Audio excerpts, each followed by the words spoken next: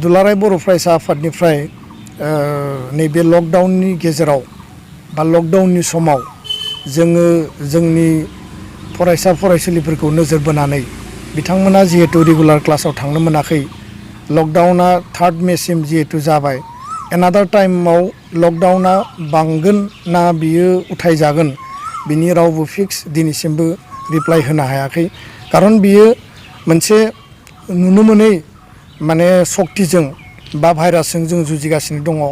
आरो बियो बयनिबो सेफटिनि थाखायसो बेखौ जिहेतु खालामनाय जादों दा बेखाय जोंनि फरायसा फरायसुलिनि जाहाथे केरियारा बिथांमोननि फरायनायनि जि सम बिथांमोननि जिउआ जाहाथे ओरैनो थाङा आरो बिथांमोना जाहाथे गावनि सोलोंनांगौखौ न'आव थानानैबो जाहाथे सोलोंनो हायो दा बे गासैखौबो नोजोर बोनानै बिमा बिफा आरो जोंनि फरायसा फरायसुलिफोरनि मोजांनि थाखाय जोङो बिमा बिफाया जाहाथे बिथांमोनखौ गाइडेन्स होनो हायो प्रपारलि बिथांमोनखौ नोजोर लाखिनो हायो आरो जोंनि फरायसा फरायसुलिया जाहाथे न'आव थानानैनो इंलिश मेथ्स आरो साइन्सखौ जाहाथे सोलोंनो हायो बे मोनथाम साबजेक्टआ जिहेतु बयनिबो थाखाय एसे गोरा जायो आरो सोलोंनांगौआ गोबां थायो गुबुन साबजेक्टफोरखौ जाहाथे जों जिहेतु न'आवनो थानानै गावबो फरायनानै लानो हायो नाथाय बे मोनथाम साबजेक्टआ बयनिबो थाखाय एसे क्रिटिकेल जायो दा बेखायनो जोङो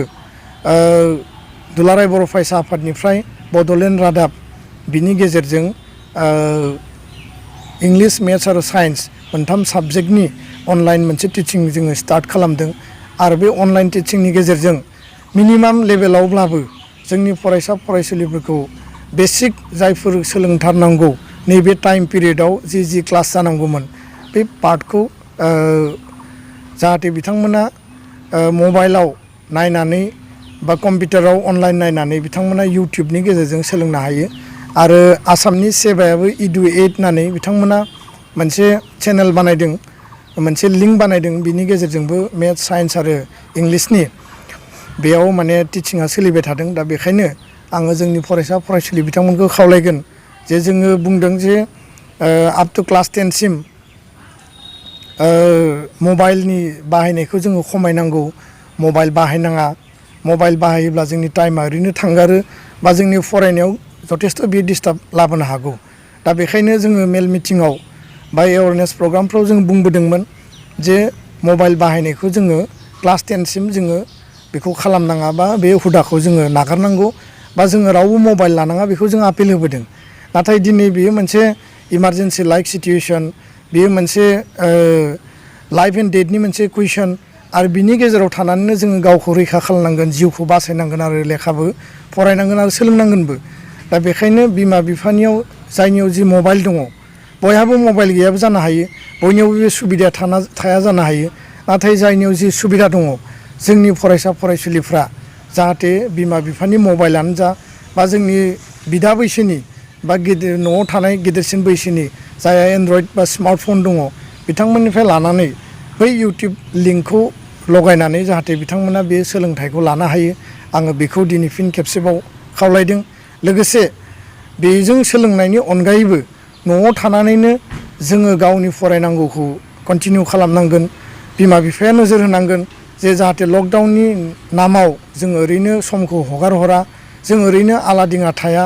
लकडाउननि मुङाव जोङो ओरैनो जाहाथे बे समखिनिखौ बारहोनानै फैबाय थानाय समाव जोंनि फरायनांगौआ जाहाथे थालाङा दा बेखायनो आङो खावलायगोन जे जोङो गामियाव था टाउनाव था जिखि जायगायावनो थाया मानो जोंनि फरायसा फरायसुलि थाखो 1निफ्राय थाखो 10 सिम आरो स्पेसियेलि 9 आरो 10नि स्टुडेन्टसफोरा दिनैहाय जिहेथु जोङो बे टिचिंखौ होदों अनलाइन टिचिंखौ बेखौ जाहाथे मोजाङै नायगोन गावबा गावनि फराफारिखौ मोजाङै फरायगोन मोजां रुटिन मोनसे बानायनानै लागोन आरो बिनि गेजेरजों फैबाय थानाय समाव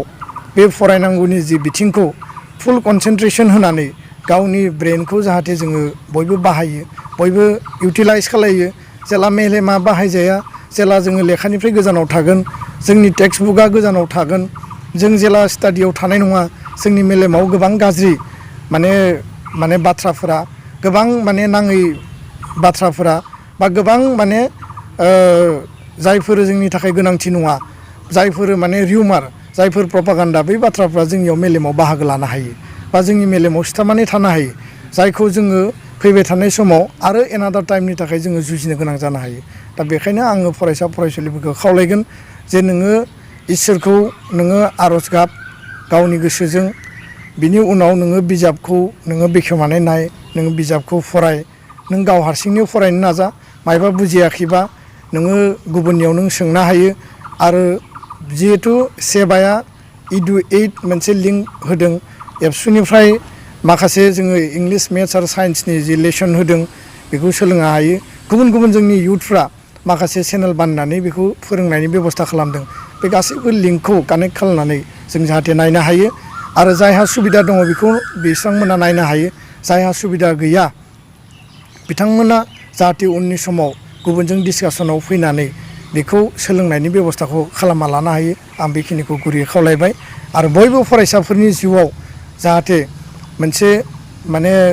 मोजां फिउचार ब्राइट फिउचार जों मोननो हायो नैबे महामारिजों जुजिनायनि गेजेरजोंबो जोंनि फिउचारा जाहाथे ओरैनो थाङा जोङो जाहाथे गावनि फिउचारखौ जों एस्टाब्लिश खालामनो हायो फरायनांगौ बिथिंखौ जों फरायना लानो हायो बेनिखायनो आं बयबो फरायसा फरायसुलिफोरखौ दुलाराय बर' फरायसा आफादनिफ्राय गावबा गावनि न'आव थानानैनो मोजाङै गोसो होनानै फरायनो थाखाय जुजिनो थाखाय आङो बयखौबो खावलायबाय गोजोन्थों